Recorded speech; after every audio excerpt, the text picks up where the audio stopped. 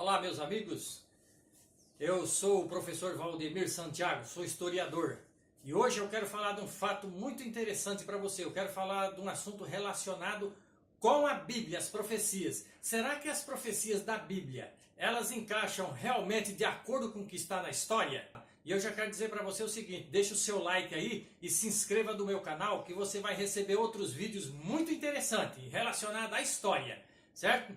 Então eu quero começar falando sobre as 12 tribos de Israel, quando elas surgiram, como surgiram, quando elas foram cativas, para onde elas foram cativas e quem foi esses reis que levaram elas cativas. Pois bem, as 12 tribos de Israel, elas originaram dos 12 filhos de Jacó. Jacó ele tinha 13 filhos, um era uma filha, que era Diná, os outros eram homens, e as tribos são contadas a partir dos homens, são 12.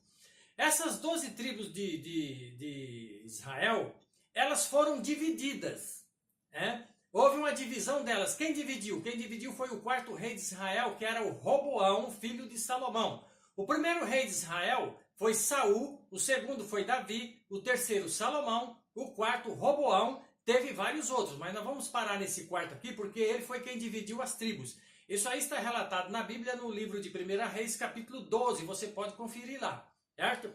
Então o Roboão fez a divisão dessas tribos. Essas tribos ficaram 10 no norte de Israel, com capital em Samaria, e ficou sob o comando de Jeroboão. Jeroboão, ele não era parentesco de Salomão, apesar do nome ser meio parecido, mas não tem nada a ver. Então Jeroboão ficou comandando essas 10 tribos ali no norte de Israel, com capital em Samaria.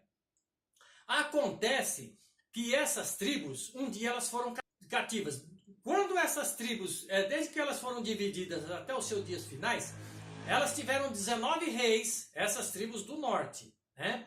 E essas tribos foram cativas. Elas foram cativas pelo um reino muito poderoso chamado Assíria. A Síria era um reino e tinha um exército muito temido, porque eles eram um povo assim muito cruel, e eles faziam verdadeiras barbaridades com as pessoas a quem eles conquistavam. Eles decepavam a cabeça, arrancavam membros, e eles eram terríveis. No ano de 722 a.C., essas tribos foram cativas pelo esse rei da Síria.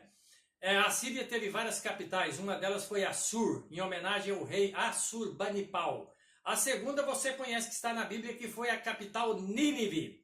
A Síria, ela ficava aonde é hoje o atual Iraque. Então essas 10 tribos do norte, elas foram dispersas aí no ano 722. Ficou então as duas tribos do sul. As do sul tinha a capital Jerusalém, e elas estavam sob o comando de Roboão, o quarto rei de Israel, porque foi Roboão quem fez a divisão dessas tribos. Acontece que essas duas tribos do sul, elas também foram cativas, e elas foram cativas pelo rei da Babilônia, o rei Nabucodonosor.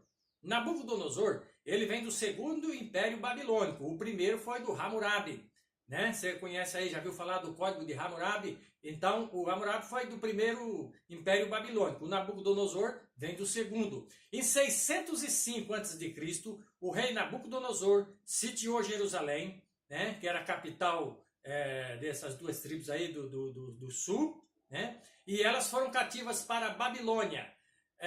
O que você precisa entender é que elas não foram cativas todas de uma vez. Elas foram levadas de 3 deportações. A primeira em 605, a segunda em 597 e a última em 586, quando o templo de Jerusalém foi destruído. E aí finalizou assim o reino dessas tribos, tanto do norte quanto do sul. As tribos do sul, desde o momento que elas surgiram ali no sul de Israel, elas tiveram 20 reis, né? Depois que até antes dela ser cativa pela Babilônia. O rei Nabucodonosor levou essas duas tribos para a Babilônia. Aonde ficava a Babilônia? Babilônia fica hoje onde é o atual Iraque também. O Iraque, ele é um país muito mencionado na Bíblia, só que muitas vezes com outros nomes. Não tem esse nome hoje que conhecemos como Iraque, né? Mas fica ali na região da Mesopotâmia. Pois bem, esses cativos, quando chegaram na Babilônia, eles iriam ficar ali 70 anos, porque era uma profecia que estava na Bíblia, aliás, que está na Bíblia. Você pode conferir aí em Jeremias capítulo 25, versículo 11, que fala que eles iriam ser cativos para a Babilônia e ia ficar 70 anos. Acontece que quando chegou lá na Babilônia, Babilônia era um um país muito rico, um povo muito poderoso, e Babilônia chegou a ser uma das 7 maravilhas do mundo. Para você ter uma ideia, ali na Babilônia existia ali o Jardim Suspensos da Babilônia, né? Vai aparecer aí para você a imagem aí do Jardim Suspenso da Babilônia, para você ver como que era esse jardim que o rei Nabucodonosor construiu. A pergunta é, por que ele construiu esse jardim? Pelo seguinte, o Nabucodonosor, ele era casado com uma rainha lá da Pérsia, né? A Amítis. E a Amítis pediu para ele construir um jardim, porque ela gostava de flores. E ele então construiu o Jardim Suspensos da Babilônia, que foi uma das 7 maravilhas do mundo. Esse jardim ele era irrigado com a água do rio Eufrates, que era o rio que cortava a Babilônia, era o rio que abastecia a Babilônia. Quando eles estavam ali na Babilônia, o profeta Daniel foi cativo também para a Babilônia, ele estava lá. O rei Nabucodonosor, ele teve um sonho. E esse sonho dele nós vamos comparar com a história para ver se realmente a história vai bater com o que diz a Bíblia. O rei Nabucodonosor, ele sonhou com uma estátua muito grande, mas ele havia esquecido o sonho, então foi chamado Daniel para poder interpretar para ele o que significava aquilo ali. Ele havia sonhado com uma estátua muito grande, composta de 4 metais. Essa estátua tinha cabeça de ouro, peitos de prata, e cintura de bronze, e pernas de ferro, e pés de ferro misturado com barro. E o rei não sabia o que significava isso aí. Então foi chamado ali os magos da Babilônia, eles não conseguiram interpretar, então trouxeram o profeta Daniel. E Daniel foi fazer a interpretação do sonho para o rei Nabucodonosor. Você pode conferir isso aí na sua Bíblia, no capítulo 2 de Daniel, no versículo 38, no finalzinho do versículo 38, ele começa a explicar dizendo que Nabucodonosor, o reinado dele, era essa cabeça de ouro. A Babilônia era um país muito rico, muita riqueza, muito ouro. Então ela era simbolizada por essa cabeça de ouro, né? Acontece que o peito da estátua era de prata. E acontece que, se você vê vai aparecer aí para você aí a imagem da estátua, para você ter uma ideia de como que ela era. Olha aí, ó, cabeça de ouro, peito de prata, cintura de bronze e pernas de ferro. Isso aí está simbolizando 4 reis que um dia surgiriam. E o primeiro que surgiu foi a Babilônia aí, certo? Então a Babilônia reinou de 605 a 539. E esses reinos, eles iriam passar. E passou realmente, porque em 539 a Babilônia deixou de existir. Por quê? Porque os persas destruíram a Babilônia em 539. O grande rei Ciro, quando ele conquistou a Babilônia, faltava 2 anos para que o povo retornasse lá do cativeiro babilônico. E em 39 ele vai conquistar a Babilônia. Então aparece ali o Ciro, né? E o Dario. Se você percebeu aí, você vai ver que a estátua ela está de braço cruzado, tem um significado. Ela estando de braço cruzado significa a união dos medos e dos persas. Quem eram esses povos? Os medos eram um povo que habitava ali no norte do atual Irã. E os persas atuavam ali, eles viviam ali numa tribo no sul do atual Irã, comandado pelo Ciro. Os medos, que eram do norte, era comandado pelo Dario. Acontece que o Ciro, ele guerreou contra essas tribos do norte, venceu e unificou. Por isso que essa estátua aparece aí de braços cruzados. Ele unificando, eles vão até a Babilônia, em 539, eles desviam ali o curso do rio Eufrates, que era o rio que passava dentro da Babilônia, e eles tomam ali o reino da Babilônia. Foi em 539, o rei que estava no poder era o Belsazar, porque o Nabucodonosor já tinha morrido em 562 a.C. E o Belsazar, ele estava agora como rei. O Belsazar foi o 6º rei da Babilônia, contando com Nabucodonosor. Inclusive na sua Bíblia aí, se você ver, você vai ver que a Bíblia fala que o Belsazar era filho do Nabucodonosor. Na verdade, ele não era filho. Professor, então está errado? Não. Pelo seguinte, quando a Bíblia fala que tal fulano era filho de outra pessoa, significa o seguinte, que ele não era filho legítimo, mas ele vinha de uma linhagem da mesma família. Por exemplo, se você ler na sua Bíblia, você vai ver o cego Bartimeu chamar Jesus de filho de Davi. E eu pergunto para você, Jesus era filho de Davi? Não era. Ele era da descendência de Davi, porque Davi e Jesus eram da mesma tribo, eles eram da tribo de Judá, certo? Então é por isso que a Bíblia diz que o Belsazar era filho do Nabucodonosor. O pai do rei Nabucodonosor era Nabopolassar, e o pai do Belsazar era Nabonido, né? Então eles eram parentes, mas ele não era filho. A Bíblia menciona porque vem da linhagem. Então nessa noite aí, 12 de outubro de 539, os persas derrubam a Babilônia. E eles passam a atuar como agora, como o Império Persa, que hoje é o atual Irã. Né? E eles comandaram por muito tempo. Mas como Daniel interpretou e a história prova isso, a Pérsia um dia iria passar também. E realmente passou. Por quê?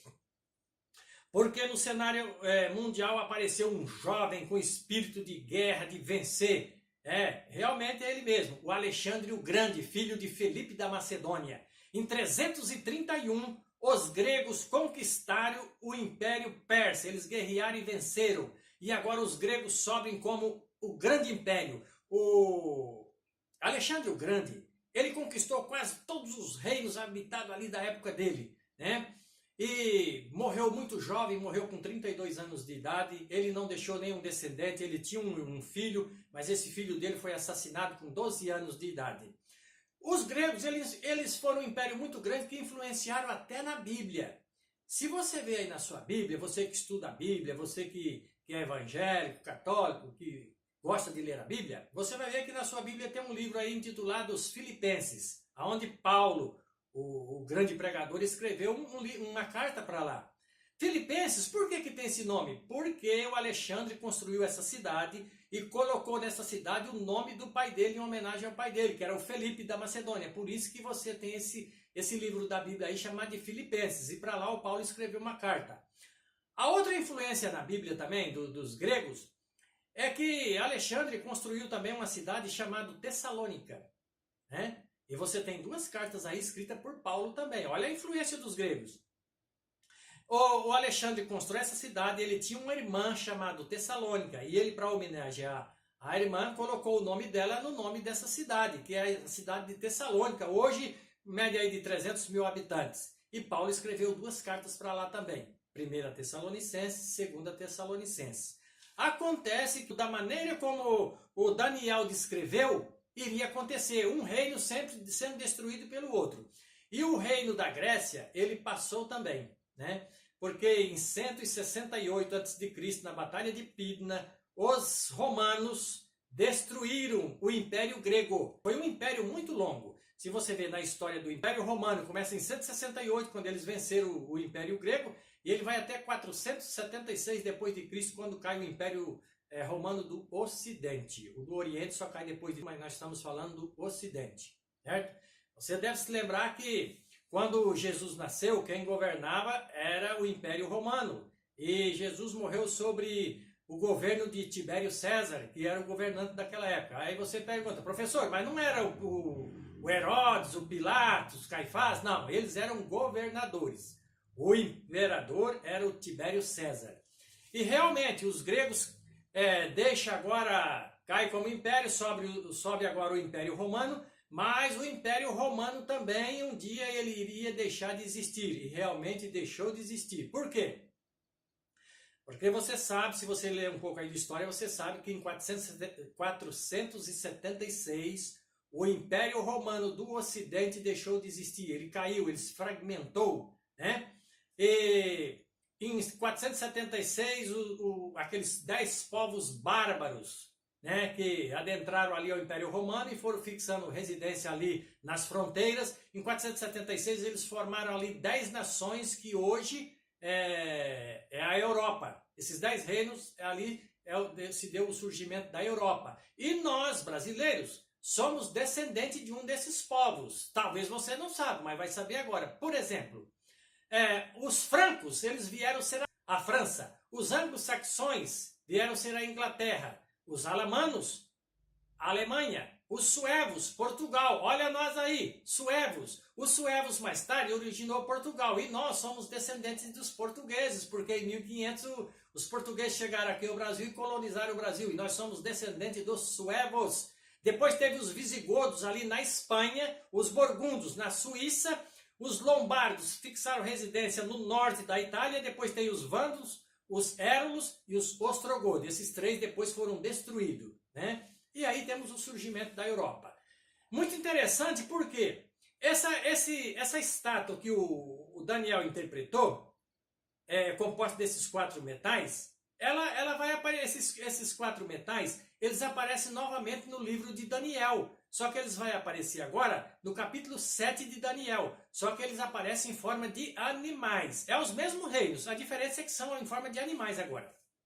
Então veja bem, se você pegar a sua Bíblia aí no capítulo 7 de Daniel, do versículo 4 em diante, vai aparecer um leão com 2 asas. Professor, o que é isso? Um leão com 2 asas? Mas nunca existiu isso. Mas isso aí é uma simbologia. Por quê? Esse leão é a mesma cabeça da estátua, Babilônia, só que ela, aqui no capítulo 7, ela é representada por um leão, porque o leão era o símbolo da Babilônia. Por que ele aparece com 2 asas, professor? Porque as asas simbolizam a rapidez com que a Babilônia conquistava as outras nações. Perfeito? Então, por isso que é simbolizada por esse leão, mas é o mesmo metal lá, cabeça de ouro. O segundo animal que vai aparecer aí, esse aí é interessante, muitas pessoas leem a Bíblia, mas às vezes não entendem. Nós vamos esmiuçar esse urso aí agora. Aparece um urso com 3 costelas nos dentes. Quem é esse urso e quem são essas 3 costelas? Esse urso é o mesmo peito da estátua lá, representada pelos medos e os persas. Se você ver aí, você vai ver que a Bíblia fala que o urso, um dos seus lados, levantou mais do que o outro. Foi quando Ciro governava o sul, lá do atual Irã, e ele conquistou as tribos do norte, e eles eram mais organizados, e ele agora unificou as tribos. Esse urso é os medos e persas. Essas 3 costelas que esse urso traz nos dentes, são 3 reis que os persas destruíram. Eles destruíram a Babilônia, lembra em 539? Pois é. Em 539 eles conquistaram, é uma dessas costelas. A outra é o Egito, não foi o Ciro que conquistou o Egito, mas foi o Cambises. O Cambises era filho do Ciro, ele foi até o Egito, lutou lá com suas tropas e ele conquistou o Egito. E a outra costela que esse urso trazia entre os dentes era a Lídia. Mas onde fica a Lídia, professor? A Lídia ficava onde fica hoje a atual Turquia, certo? Então essa região era conhecida no passado como Ásia Menor, que era uma península. A palavra península vem do grego, quase ilha. Então ela é cercada por 3 lados de água, menos por um que dá saída para um continente. Isso é uma península. A Ásia Menor tem esse nome por causa disso aí. Ela era uma península. A Lídia ficava aí, na atual Turquia. Também a região das 7 igrejas do Apocalipse. E em 549 caiu o último rei aí da Lídia, o Creso. Ele foi destronado. E então é por isso que esse urso traz essas 3 costelas. Babilônia, Egito e Lídia. Foram os 3 reis que eles destruíram. Agora vai aparecer aí para você um animal com 4 cabeças. Nossa, mas um animal com 4 cabeças? O animal que mais tem cabeças é uma só, né? Mas esse aí tem 4. Por quê? Porque tem um significado. Esse animal aí que é o leopardo é um animal muito veloz, ele tem 4 asas. Eu já disse que as asas simbolizam a rapidez com que ele fazia suas conquistas. Então esse leopardo tem 4 cabeças, por quê? Porque quando Alexandre o Grande morreu, que ele era o primeiro rei da Grécia aí, o reino dele foi dividido entre os 4 generais dele, que eram os 4 generais estrategistas de guerra. Cassandro, Lisímaco, Ptolomeu e Seleuco. É por isso que esse leopardo traz 4 cabeças, mas ele é o mesmo bronze lá da cintura da estátua, só que ele é representado por um animal. E o 4º animal aí que aparece é um animal terrível e espantoso, você vê ele aí em Daniel 7:7. Esse animal é composto de 10 chifres. Lembra dos 10 reinos que conquistaram a Europa lá? Então, esses 10 chifres significam os mesmos 10 reinos que conquistaram lá o Império Romano do Ocidente. Ele se fragmentou e surgiu a Europa. Também é composto pelos 10 dedos da estátua. Quando você lê a Bíblia, parece que é difícil, mas quando você vai para a história, a coisa fica mais fácil, porque ela começa a esclarecer. Esses 2 reinos aí, ele vai aparecer novamente lá em Daniel capítulo 8, só que vai aparecer só 2. Vai aparecer um bode peludo e um carneiro com 2 chifres. O carneiro estava lutando com esse bode. Lembra da Grécia e a Pérsia? Lembra que os gregos conquistaram a Pérsia? Pois é. Esse carneiro com 2 chifres, ele representa o reino da Média e da Pérsia, os 2 chifres. O bode peludo aí representa o primeiro rei da Grécia aí, que é o Alexandre o Grande. Você pode conferir isso aí na sua Bíblia, no capítulo 8 de Daniel, no versículo 19, 20 e 21, certo? No 19 ele fala que esse carneiro é o reino da Pérsia, e realmente é mesmo. Os 2 chifres, Média e Pérsia. Lembra que eles se uniram? Pois é. O versículo 21, o versículo 20 fala que esse bode peludo aí é o rei da Grécia, o primeiro rei. Tendo sido quebrado, foi quando Alexandre morreu. Subiu 4 em seu lugar, do mesmo reino, mas não com a mesma força. Porque quando Alexandre morreu, os 4 generais não tinha mesmo aquela força de guerra que tinha o Alexandre. E esses 4 generais aí, que comandou o Império Grego, é o que eu falei para você: Cassandro, Lisímaco, Ptolomeu e Seleuco. Percebeu como a história realmente bate com tudo aquilo que a Bíblia falou? Significa que a Bíblia é um livro que você pode confiar nele. E a história prova isso. Então, meu amigo, o que é que você deve fazer agora? Você deve se inscrever no meu canal aí, que você vai receber outros vídeos muito interessantes, e onde eu vou esmiuçar a história aqui para você ter uma compreensão. Então, divulgue esse vídeo aí com seus amigos, na sua igreja, mostre para o pastor da sua igreja, enfim, mostre para todo mundo, divulgue ele, é muito interessante. E outra coisa, leia bastante a Bíblia, leia os livros de história, busque conhecimento, enriqueça assim o seu vocabulário. Você pode e você vai chegar lá, né? Então, meu amigo, eu vou ficando por aqui e desejo sucesso para você e até a próxima com o professor Valdemir Santiago. Muito obrigado.